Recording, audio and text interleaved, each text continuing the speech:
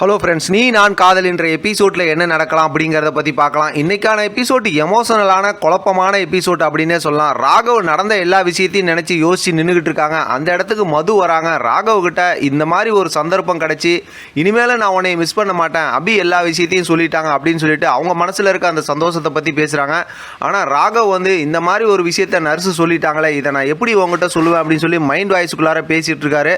ஆனால் ராகவால் எதுவுமே பேச முடியாமல் அங்கேருந்து அப்படியே விலகி போயிடுறாரு. மது அப்படியே யோசிச்சுக்கிட்டே இருக்கிறாங்க. அபி நடந்த எல்லா விஷயம் யோசிச்சு நின்றுக்கிட்டு இருக்காங்க. அந்த இடத்துக்கு பார்த்தோம் அப்படின்னா பாட்டியும் அஞ்சலியும் வராங்க.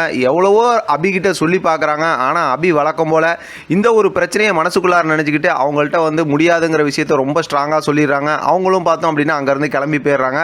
ஆனால் நிறையா பேசுகிறாங்க. அதுக்கப்புறம் அபி இந்த விஷயத்தெல்லாம் நினச்சி இப்படியெல்லாம் என்னை சோதிக்கிறிய அப்படின்னு சொல்லிட்டு அப்படியே ரொம்ப வேதனையோடு அழுதுகிட்டு இருக்கிறாங்க. அந்த இடத்துக்கு ராகவும் வராரு. ஏன்னா ராகவ் கிட்ட மது வேற பேசியிருக்காங்களா, அவரும் அங்கேருந்து ப்ரெஷரில் அபிகிட்ட பேசுகிறாங்க. இப்போ அபி பார்த்தா ரொம்ப கோவப்பட்டு, எதுக்கு இந்த மாதிரிலாம் வேஷம் போடுறீங்க, மது கூட சேர்ந்து வாழ்கிற விஷயத்த நான் எதுவும் கேள்வி கேட்டுருவேன்னு சொல்லிட்டு இந்த மாதிரி நாடகம் ஆடுறீங்களா அப்படி இப்படிங்கிற மாதிரி கொஞ்சம் புரியாத மாதிரி ராகவ் ட்ரிகர் பண்ணுற மாதிரி பேசிடுறாங்க. ராகவுக்கு கோவம் வந்துடுது. அப்போ தான் அந்த விபூதியெல்லாம் எடுத்து மூஞ்சில் அடித்து நீ பைத்தியம் அப்படின்னு சொல்லிட்டு அங்கேருந்து கிளம்பி போயிடுறாங்க.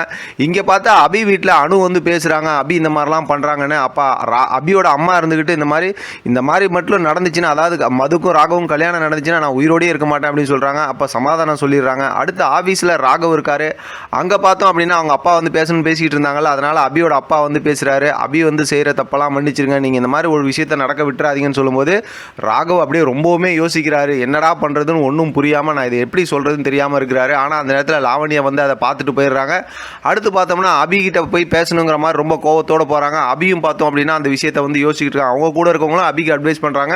ஆனால் அபி தெளிவாக இருக்கேன் அப்படி இப்படிங்கிற மாதிரி பேசிடுறாங்க. ராகவ் பேசினதுக்கப்புறம் ராகவ் உடனே அபி கோவமாக பேசிட்டு, இந்த விஷயத்தில் ஏன் ராகவ் இப்படி மாற்றி மாற்றி பேசுகிறீங்க, உங்கள் மனசில் இருக்கிறது என்னன்னு எனக்கு தெரியாதா அப்படி இப்படிங்கிற மாதிரி அவங்களும் புரிஞ்சிக்காமல் பேசுகிறாங்க. ராகவ் கோவப்பட்டு அங்கேருந்து கிளம்பி போயிடுறாங்க. அதுக்கப்புறம் பார்த்தோம்னா லாவண்யா அங்கே அபிகிட்ட, என்ன நீ வேஷம் போடுறியா, ஒரு பக்கத்து பார்த்தோம்னா மது ராகவும் சேர்த்து வைக்கிறேன்னு சொல்கிறேன், இன்னொரு பக்கத்து உங்கள் அப்பாவை அனுப்பி ராகவ்கிட்ட தூது பேச சொல்கிற அப்படின்னு சொன்னதுமே இப்போ அபிக்கு ஒன்றுமே புரியல. என்னடா நடக்குது அப்படிங்கிற மாதிரி ரொம்ப யோசனையோடு இருக்காங்க. அப்பா போனாங்களா அப்படிங்கிற மாதிரி ரொம்ப கோவத்தோடு அவங்க வீட்டுக்கு கிளம்பி அப்படியே போகிறாங்க. லாவண்யா இருந்துக்கிட்டு, போ அபி போ, என்னை எவ்வளோ கஷ்டப்படுத்தின அந்த மாதிரி நீயும் கஷ்டப்படு அப்படிங்கிற மாதிரி சொல்லிடுறாங்க. அதோட பார்த்தா இன்றைக்கான எபிசோட் முடிச்சிருக்காங்க. நாளைக்கான எபிசோட் சம்மந்தமாக சூப்பரான ஒரு ப்ரோமோ காட்டியிருக்காங்க. அது சம்மந்தமாக நம்ம அடுத்து பேசலாம். இதை பற்றி உங்களோட கருத்து கமெண்ட் பாக்ஸில் தெரியப்படுத்துங்க. தொடர்ந்து ஆதரவு கொடுங்க. தேங்க்யூ ஃப்ரெண்ட், தேங்க்ஸ் ஃபார் வாட்சிங்.